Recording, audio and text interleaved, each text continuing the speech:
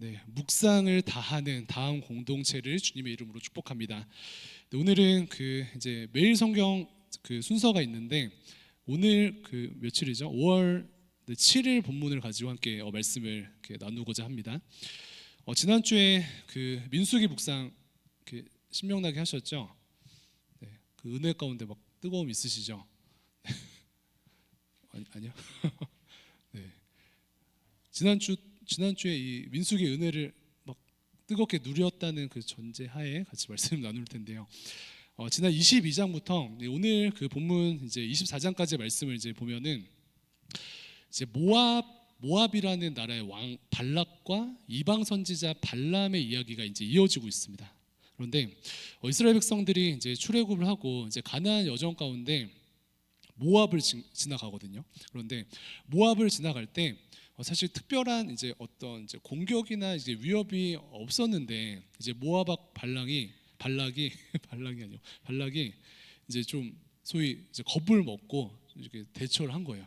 그래서 이제 막 공격을 하는 맥락도 아닌데 이제 이스라엘 백성들이 막 시온도 무찔러 옥을 무찔렀다라는 소식을 듣고 두려움에 휩싸이는 것입니다. 그런데 성도의 존재를 생각할 때 우리의 존재가 마치 세상에 이와 같지 않은가라는 생각이 들어요. 뭐냐면은 가만히 있기만 해도 그 존재감이 대단한 것이죠. 네. 그래서 우리가 가만히 있기만 해도 사단 마귀가 청년 성도로 서 있는 여러분들 때문에 긴장한다는 것입니다. 그래서 먼저는 이것을 우리가 붙드는 것입니다. 이스라엘 백성들의 소식을 듣고 걱정이 이제 되었던 이제 모압 왕 발락은 축복과 저주에 있어서 되게 좀 이렇게 소위 능력이 있는 발람 선지자를 데려오거든요. 그런데 발람 선지자는 이교도 선지자예요. 그러니까 막 하나님께서 인정하시고 혹은 하나님의 백성으로서의 선지자가 아니고 이교도 선지자입니다. 네, 그리고 이 발람에게 이스라엘을 이제 저주하도록 소위 이제 청탁을 하는 것이죠. 그래서 이스라엘은 이제 발람 선지자가 소위 이제 영빨이 있는 이 발람 선지자가 이스라엘을 이제 저주하여서 이스라엘을 넘어뜨리려고 하는 이 발락 왕의 시도입니다. 그래서 발락이 발람을 시켜 이스라엘을 저주하려고 하는데 발락과 발람 헷갈리시죠? 어떻게 좀 구분하면 좋을까요? 근데 사실 오늘 민수기 말씀에 발람과 발락 둘 다 별로거든요. 그런데 이제 발락이 더 별로예요. 그래서 발가락 같은 발락이라고 외우면 딱 좋습니다. 딱 귀에 들어오죠. 네. 그래서 발가락 같은 발락이랑 발람이 오늘 스토리의 주인공입니다. 그래서 발락 왕은 이제 왕이니까 권세가 있고 또 많은 재정으로 이제 발람 선지자에게 부탁을 합니다. 이스라엘을 저주할 것을 부탁하는데 그러한 가운데 하나님께서 발람에게 나타나셔서 이렇게 말씀을 하셔요. 민수기 22장 12절 말씀인데 함께 읽겠습니다. 시작. 하나님이 발람에게 이르시되 너는 그들과 함께 가지도 말고 그 백성을 저주하지도 말라. 그들은 복을 받은 자들이니라. 아멘. 네, 발가락 같은 발락 왕이 이제 발람에게 이스라엘을 좀 저주해 달라라고 이제 사주를 하는데 하나님께서 등장하셔서 어떻게 말씀하시죠? 어떻게 말씀하셔요? 야, 너는 그들과 함께 가지도 말고 이스라엘 백성들을 저주하지도 말라. 그들은 복을 받은 자들이니라라고 하나님께서 친히 말씀하십니다. 그래서 이 발락이 보낸 사람들한테 이스라엘 저주하기를 하나님의 말씀에 의해서 거절해요. 그리고 오히려 이스라엘 백성들을 축복합니다. 그럼 여기까지 생각해 보면은 이 발락 왕의 마음이 어떨까요? 화가 나겠죠. 이렇게 막 물질도 주고 자기의 권위로 이제 이스라엘 백성들을 저주해라라고 하는데 그것을 거절하는 발람을 보며 화가 잔뜩 납니다. 그런데 아직까지 이제 막 돈에 대한 미련이 남아 있는 이 거짓 이교도의 발람 선지자가 근데 좀 기다려 보자. 다른 응답이 있는지 한번 좀 살펴보겠다라고 하면서 이제 좀 시간을 끕니다. 그런데 하나님께서는 이 발람 선지자에게 끝까지 허락하지 않으셔요. 이스라엘 백성들을 저주하는 것을 끝까지 허락하지 않으십니다. 이러한 일들이 이제 3번이나 반복되는 것이 오늘 본문까지의 이야기인데요. 발락 왕은 계속해서 발람에게 지속적으로 요청하고 자신의 권력으로 이제 권면하고 또 재정으로 이제 압박을 하는데 이교도 선지자지만 하나님을 두려워하였던 발람의 반응은 이래요. 그의 반응은 어떠냐면은 내가 뭐 아무리 좀 이제 압박이 되고 또 이제 돈을 준다고 해도 하나님이 저주하지 않으신 자를 내가 어떻게 저주하고 여호와 하나님께서 꾸짖지 아니하신 자를 내가 어떻게 꾸짖으랴. 나는 여호와께서 내 입에 주신 말씀을 말하지 않을 수 없다라고 이야기하며 저주가 아닌 축복을 행하는, 특별히 발락 왕의 말을 무시하는 그 발람 선지자의 그 어떤 지금의 상황을 이제 대변하고 있습니다. 표명하고 있습니다. 그래서 이 말씀 앞에 먼저는 하나님의 크심을 좀 생각해 보면 좋을 것 같아요. 하나님의 크심, 하나님 얼마나 크신 분이신가, 그리고 하나님의 은혜가 청년 성도된 우리들에게 어떻게 임하는가 생각해 보면 좋겠습니다. 서두에 말씀드린 것처럼 세상은 계속해서 우리를 넘어뜨리려고 하거든요. 네, 가만히 있기만 해도 저주하려고 하고, 가만히 있기만 해도 넘어뜨리려고 하는 것이 세상의 어떤 태도이고 세상의 모습이고 사단의 어떤 역사입니다. 그러나 하나님은 어떠셔요? 하나님의 강권적인 사랑은 어떻습니까? 인간의 계획대로라면은 여러 가지 상황들 속에서 넘어질 수밖에 없고 저주를 받을 수밖에 없는 우리의 상황인데, 신실하신 하나님의 강권적인 사랑은 주의 백성들을 강권적으로 지키시고 과정 가운데 개입하셔서 그 저주를 이제 내뱉으려고 하였던 발람 선지자의 입을 막으시는 것이죠. 그것이 하나님의 신실하신 은혜입니다. 농구 점수 이야기를 자주 하듯이 이 상황이 어떻게 보면은 우리가 이제 마이너스 3점을 실점해야 되는 상황인데 하나님께서 오히려 멋지게 리바운드 해주셔서 버저비터 같은 멋있는 3점 슛을 넣어주신 거예요. 그러면은 이것은 단순한 3점이 아니라 몇 점이라고 얘기했었죠? 6점짜리 골이 되는 것입니다. 그래서 발람 이제 선지자를 통하여서 이스라엘을 저주하려고 하였지만 오히려 하나님께서 그 화가 변하여서 복이 되게 하심으로 저주가 축복이 되게 하셨다는 것입니다. 이것이 하나님의 방법이에요. 발락 왕의 요청과 다르게 이스라엘을 저주하지 않을 뿐만 아니라 축복하여서 하나님의 뜻을 이룬 발람 선지자를 보게 되는 것입니다. 그런데 발람 선지자가 이스라엘을 축복하고 또 이제 축복하게 된 출발이 무엇이었어요? 다시 생각해 보면은 발람 선지자가 저주하지 않을 뿐만 아니라 이스라엘을 축복하였는데 그 출발은 다름 아닌 발락 왕의 악한 계획이었습니다. 이해되세요? 악한 계획을 가지고 저주를 하려고 데려왔는데 축복을 하거든요. 그러면은 그 축복의 출발은 무엇이냐? 발락 왕이 저주하려고 발람 선지자를 데려온 그 출발이 축복의 출발이 된 것이에요. 아이러니하죠. 이해가 되시나요? 마치 이와 같습니다. 한 강도가 이제 빈집을 털러 대낮에 야구방망이를 들고 빈집에 들어갑니다. 이제 멋있게 딱 들어가요. 그런데 문을 따고 들어갔는데 집에 막 별게 없는 거예요. 그래서 집에 들어왔는데 뭐 가져갈 것도 없고, 그래서 근데 너무 화가 나가지고 이제 야구방망이를 딱 던지고 나왔습니다. 아 뭐야 이러고, 이 집 뭐야 이러고 그냥 나왔어요. 그런데 저녁에 이제 집에 가족들이 돌아왔는데 강도가 들어왔구나 이러고 엄청 놀랐습니다. 그런데 알고 봤더니 그 집 아이가 이제 초등학생인데 한 달 동안 이제 야구 방망이가 필요해서 이제 전전긍긍했던 거예요. 근데 집에 와 보니까 도둑이 던지고 간 야구 방망이가 있는 것이죠. 이 과정이 이해가 됩니까? 그래서 나쁜 짓을 하려고 가져왔던 야구 방망이를 오히려 선이 되는 이 선물이 되게 되었다. 이러한 이제 맥락입니다. 또 예를 들어 학교에서 이제 반장이 선출되었습니다. 그런데 반장이 열심히 하는데 그 반장을 되게 싫어했던 뭐 한 두세 명의 친구들이 있다고 한번 가정을 해볼게요. 근데 그 학생들이 주도를 해서 반장 재신임 투표를 합니다. 그래서 다시 뽑자, 끌어내자 이렇게 이제 재신임 투표를 해요. 그래서 반장은 그 과정에서 이제 큰 상처를 받지만 투표하기로 결정을 합니다. 그런데 이제 이 반장을 반대했던 두세 명의 학생들은 신이 나가지고 막 준비를 하죠. 빨리 투표를 해서 이 반장을 끌어내야 되겠다라고 준비를 합니다. 그런데 결과는 어땠을까요? 결과는 그 세 명 빼고 다 찬성이 된 거예요. 재심의 투표를 했는데 이 세 명이 나쁜 마음을 가지고 이 반장을 끌어내려고 재심의 투표를 악하게 준비를 했는데 오히려 반전이 일어난 것이죠. 그 투표를 통해서 그 반장은 더욱더 견고하게 되었습니다. 무엇입니까? 화가 변하여 복이 되었다. 그래서 발락 왕은 이제 이스라엘 백성들을 저주하려고 발람 선지자를 데려왔는데 오히려 그 발람 선지자는 하나님의 말씀에 따라서 저주하지 않을 뿐만 아니라 이스라엘을 축복하여서 마이너스 3점이 플러스 3점이 되는 총 6점의 은혜가 주어지게 되었다라는 이러한 말씀입니다. 청년 성도들을 향한 하나님의 섭리의 마치 이와 같은 것 같아요. 세상은 또 마귀는 우리를 이제 파괴하려고 넘어뜨리게 하려고 막 시시때때로 이제 공격하려고 하지만 하나님께서 성도된 우리를 성령의 불막으로 지켜주시고 또 오히려 이 세상의 모든 아픔과 위협이 결국 악이 되어서 우리를 파괴시키는 것이 아니라 사단 마귀와 세상이 공격하려고 하였던 그 아픔과 위협이 오히려 합력하여 선이 되는 그러한 은혜를 우리에게 주신다라는 그런 말씀입니다.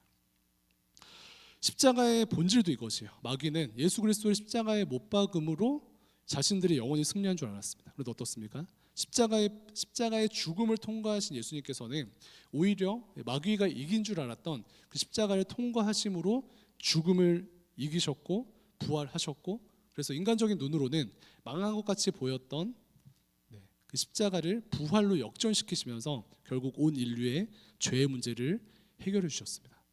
이것이 십자가의 원리예요. 이것이 그리스도 안에 있는 청년 성도들의 반전의 은혜인 줄로 믿습니다.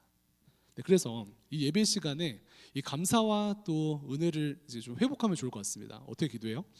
하나님 감사합니다. 내 삶에 여러 가지 시험들과 또 어려움들이 있고 세상의 공격들과 또 이제 마귀의 공격이 있는데 내 삶에 임하는 모든 시험을 결국 선으로 바꾸시는 신실하신 하나님을 찬양합니다. 신실하신 하나님을 이번 한 주도 기대합니다. 이러한 마음으로 우리가 고백하고 또 소망하는 것입니다.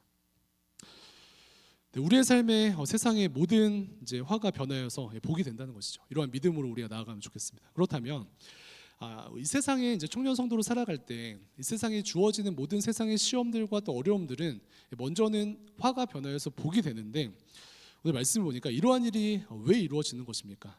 말씀을 보니까 하나님의 백성들은 다름 아닌 하나님의 복을 받은 자들이기 때문에 그래요.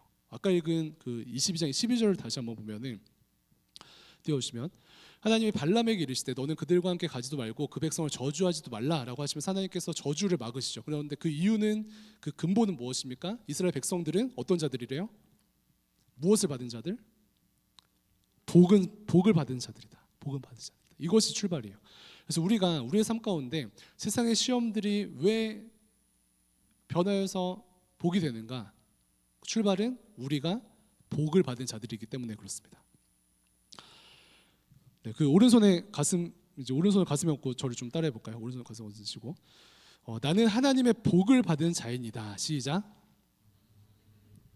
한 번 더. 나는 하나님의 복을 받은 자입니다.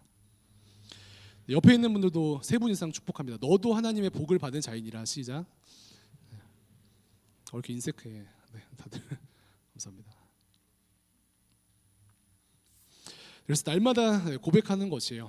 오늘도 눈 떠보니까 사단의 공격과 세상의 시험이 여전히 내 삶 가운데 존재하지만 하나님께서 나를 지키시고 우리의 삶 가운데 있는 모든 화는 변하여서 복이 된다. 왜? 나는 하나님의 복을 받은 자이기 때문에.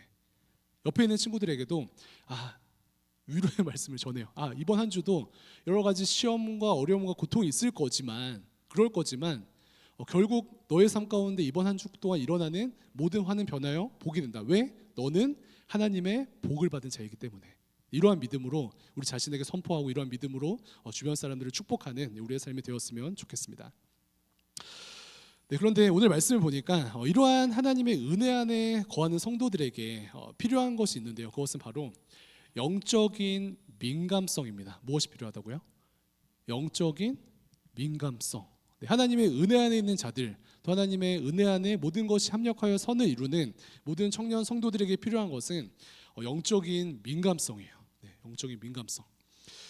오늘 본문 말씀의 그 발람 선지자는 아까 소개한 것처럼 사실 하나님의 선지자도 아니고 사실 돈에도 욕심이 굉장히 많았습니다. 그리고 초반에는 이제 하나님께서 하도 이제 못 알아들으니까 좀 정신 못 차리니까 나귀를 통해서 이제 말씀하시려고 나귀가 말도 하게 하고 막 여러 가지 이제 사인들을 주시는데 그래서 이제 이 발람 선지자에 대한 모습을 보면은 얘는 하나님의 선지자도 아니고 돈을 또 사랑하고 또 여러 가지 연약함들이 있는데 그럼에도 그나마 하나님의 섭리 아래 큰 불순종을 피하게 되었는데 그 비결이 무엇인가 생각을 해보면은 이 발람 선지자가 하나님의 선지자도 아니고 연약함이 많은데 그럼에도 불순종을 피할 수 있었던 비결은 그래도 이 선지자가 하나님을 두려워하였고, 그리고 이 땅 가운데 일어나는 지속적으로 하나님께서 역사하시는 것을 마지막에는 깨달았기 때문이에요.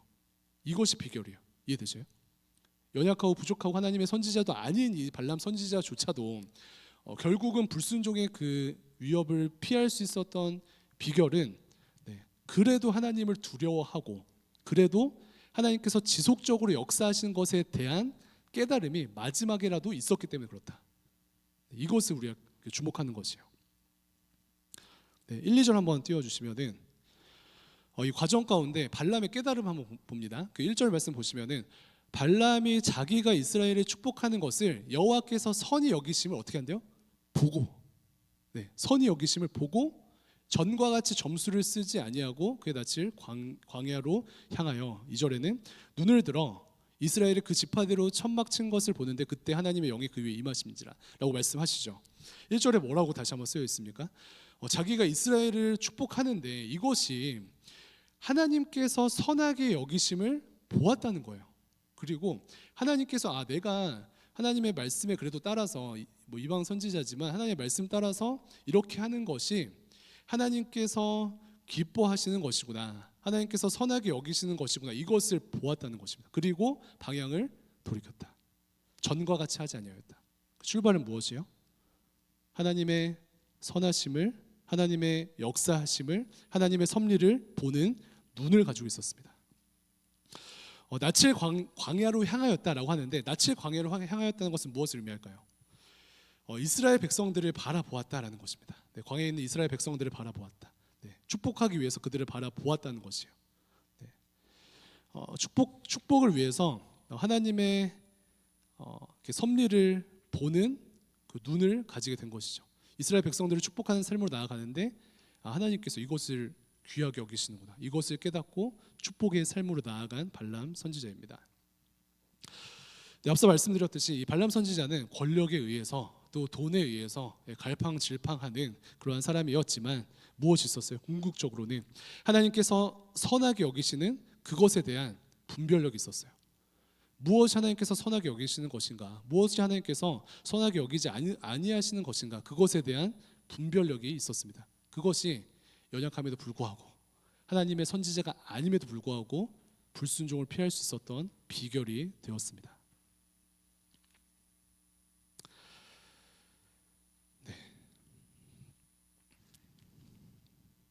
리더들도 그렇고요. 청년 성도로서 살아가는 모든 청년들에게 이와 같이 잘 보는 은혜가 주어지기를 주님의 이름으로 축복합니다. 하나님께서 무엇을 선히 여기시는지, 하나님께서 무엇을 선하게 여기지 아니하시는지 그것을 볼 수 있는 영안이 띄어지기를 주님의 이름으로 축복합니다. 한낫의 그 이교도 선지자도 하나님을 두려워하고, 한낫의 이교도 선지자도 하나님의 일하심을 볼 수 있는 영안이 있는데, 하나님의 성령 안에 있고 예수 그리스도의 은혜 안에 있는 사랑하는 다음 청년들은 이 은혜를 뛰어넘어서 하나님을 경외하고, 이 은혜를 뛰어넘어서 하나님께서 무엇을 선하게 생각하시는가, 하나님께서 무엇을 악하게 생각하시는가, 그것을 볼 수 있는 영안이 열리기를 주님의 이름으로 축복합니다. 이것만 띄어져도 이렇게 샬롬이 임할 거예요. 이것만 띄어져도 하나님께서 영광 받으시고, 이 영광만 띄어져도 소위 덜 돌아가는 그런 인생을 살게 될 것입니다. 세상은 어떻습니까? 발락왕의 모습을 보면 발가락 같은 발락왕의 모습 반대죠. 어때요? 하나님께서 이스라엘 백성들을 기뻐하시는지 아닌지, 아니면 그거 관심이 없어요. 그리고 자신의 생각대로, 내 생각대로, 내가 원하는 대로 이스라엘 백성들을 저주합니다. 하나님께서 백성들을 저주하기 원하시는지 아닌지 그것에 대한 분별력이 없는 것은 말할 것도 없고, 하나님의 마음에 관심이 없는 것입니다. 관심은 누구예요? 자기 자신. 자기 자신. 내가 지금 원하는가? 내가 지금 두려운가? 내가 지금 이것을 해야 하는가? 이것에 꽂혀 있다 보니까 여러 가지 하나님의 사인에도 불구하고 들리지 않고 2번이든 3번이든 무대포로 전진하는 것입니다. 하나님의 방향과 반대 방향으로 전진하는 것입니다. 발람도 안전하진 않지만요. 어떻습니까? 다시금 발람과 발락의 태도를 비교하면 어떻습니까? 발람은 시작이 불순하지만 끝이 좋죠. 돌이킵니다. 왜 그렇습니까? 돌이키는 중심에 무엇이 있었어요? 보는 눈이 있었습니다. 발락은 시작과 끝이 동일하게 불순합니다. 왜 그렇습니까? 하나님을 보는 눈이 없었습니다. 오로지 자기 자신만을 보았습니다. 네, 이러한 이제 이 발락 왕의 자기 중심적인 그 모습의 하이라이트가 이제 24장 10절에 있는데 한번 띄워주시면은 24장 10절에 이제 발람이 자기 뜻대로 안 되니까 이 발락 왕이 이렇게 이제 행동합니다. 발락이 발람에게 노하여 손뼉을 치며 말하되 내가 그대를 부른 것은 내 원수를 저주하라는 것이 오늘 그대가 이같이 3번 그들을 축복하였도다라고 고백합니다. 발락이 손뼉을 치며 말하였다라고 하는데 손뼉을 쳤다는 것은 무엇을 의미할까요? 당시 손뼉을 쳤다는 것은 조롱과 경멸을 의미합니다. 조롱과 경멸이요. 하나님의 마음에는 관심이 없고 지속적으로 자기의 욕심대로 행하는 자는 결국 분노 가운데 주변을 조롱하고 분노 가운데 주변을 미워하는 삶을 산다는 것입니다. 이것이 성경이 말하는 발락 왕의 모습입니다. 네, 그 찬양 중에 혹시 그 주님의 마음이 있는 곳이라는 찬양 아시나요? 주님의 마음이 있는 곳 아시는 분? 역시 아시고. 네, 그럼 같이 부르겠습니다. 진짜 이거 고민했는데 가사 읽어드릴게요. 네. 주님의 마음이 있는 곳이라는 가사가 이런데 주님의 마음이 있는 곳, 주님의 시선이 있는 곳, 내가 있기를 원하네. 이 가사를 시작합니다. 광야에 꽃을 피우시고 사막에 강물을 내시는 주의 놀라운 손길. 풀은 마르고 꽃은 시드나 주의 말씀이 영원하네. 나의 마음 주의 성전이 되어 영원한 주의 말씀을 향해 주의 마음이 있는 곳으로 나의 삶 주의 말씀을 따라 이루실 주의 나라를 향해 주의 시선 있는 곳. 이 찬양의 이제 고백이 저도 이제 이 찬양을 묵상하면서 저는 이제 찬양을 이제 묵상하면은 막 오랫동안 막 몇 달이고 이제 그것만 듣잖아요. 아는 것처럼. 근데 그렇게 하는 이유가 이 찬양을 이제 묵상할 때 그것이 저의 삶이 되거든요. 저의 삶의 고백이 되고. 근데 이 찬양을 이제 묵상하는 이유 중에 하나는 하나님의 이렇게 마음이 있는 곳에 또 하나님의 시선이 있는 곳에 나의 마음이 있었으면 좋겠다. 그리고 하나님의 마음과 시선이 있는 곳에 나의 시선이 있었으면 좋겠다. 이러한 마음으로 이 찬양을 묵상하는 것입니다. 네, 주님의 마음이 있는 곳에 하나님의 시선이 있는 곳에 마음과 시선이 가면은 그것이 청년 성도들의 영광의 삶이고요. 그것이 청년 성도들의 참된 샬롬의 비결이 되는 것입니다. 네, 그래서 이것을 아는 청년들이 승리하는 것입니다. 네, 사랑하는 청년 여러분, 보는 눈이 있으십니까? 하나님의 기쁨을 보는 눈이 있으십니까? 아니면은 여전히 나의 기쁨에만 매몰되어서 내가 또 추구해야 될 기쁨은 무엇인가? 그것에 매몰되어져 있습니까? 네, 하나님께서 기뻐하시는 또 하나님께서 주목하시는 또 그곳에 우리의 마음과 또 눈을 두는 그런 은혜가 있었으면 좋겠습니다. 네, 청년들이 이러한 질문 많이 하죠. 결혼 전에 연애를 많이 해봐야 합니까? 적게 해봐야 합니까? 어떻게 생각하세요? 결혼 전에 연애를 많이 해야 된다. 최대한 3달에 한 번 막 아니면 아니다. 가성비로 가야 된다. 뭐야? 가성비요? 가성비? 가성비로 갑시다. 네. 어떨까요? 결혼 전에 연애를 많이 해야 됩니까? 적게 해야 됩니까? 근데 어른들이 이제 뭐 많이 해야 되는 이유를 얘기하실 때 왜 많이 하라고 하시죠? 뭐라고? 사람 보는 눈을 기르라고. 네. 네, 또 네, 결혼 전에 이제 어른분들이 많이 만나봐야 된다라고 하시는데, 네, 뭐 이야기한 것처럼 이제 사람 보는 눈을 기르라고 이제 많이 이야기를 하죠.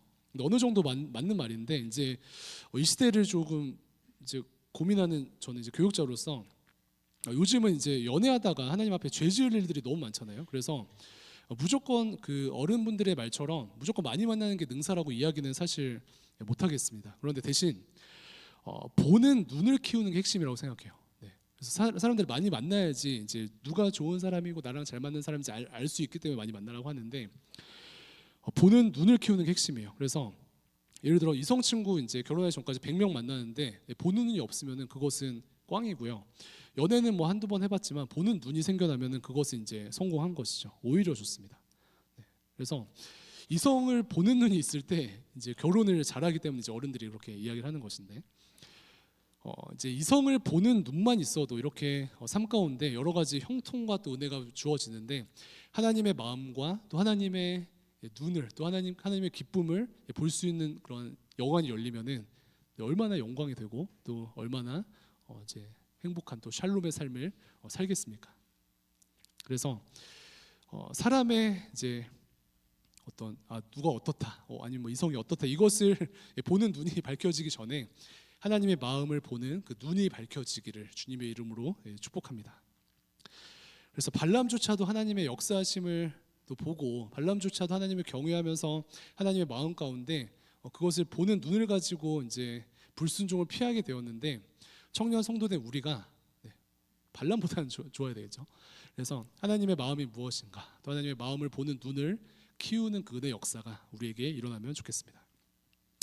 그렇다면 마지막으로 이러한 영적인 눈을 갖게 되는 비결은 무엇일까요? 이런 영적인 눈을 갖게 되면은 하나님의 마음을 우리가 이제 소위 알게 되고, 주님의 시선으로 하나님의 마음으로 함께 살아가며 사명을 감당하는 삶을 살아갈 텐데, 이 귀한 영안을 갖게 되는 비결이 무엇일까요? 오늘 말씀을 보니까 그 비결은 하나님을 향한 경외심과 하나님을 향한 깊은 관심을 회복하는 것입니다.